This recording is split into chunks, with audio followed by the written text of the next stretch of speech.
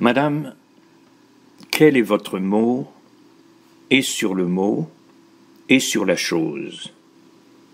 On vous a dit souvent le mot, on vous a fait souvent la chose.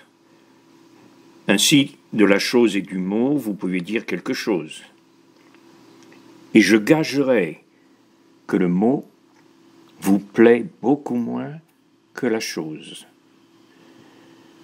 Pour moi, voici quel est mon mot, et sur le mot, et sur la chose.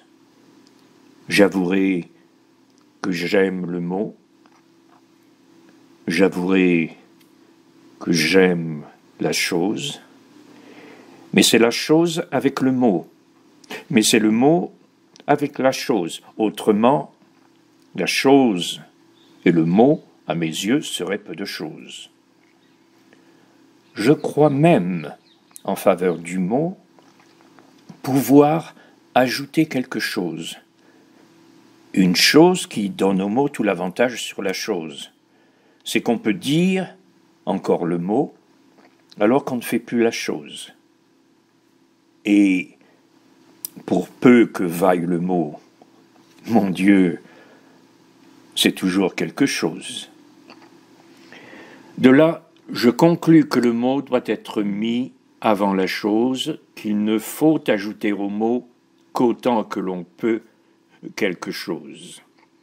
Et que pour le jour où le mot viendra seul, hélas, sans la chose, il faut se réserver le mot pour se consoler de la chose.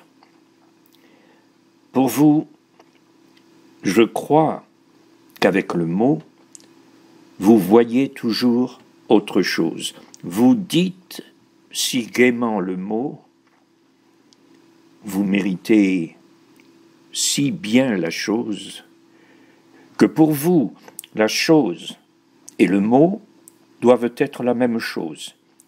Et vous n'avez pas dit le mot qu'on est déjà prêt à la chose.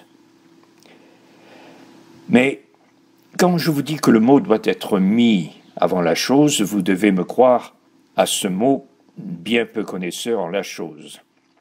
Eh bien, voici mon dernier mot, et sur le mot, et sur la chose.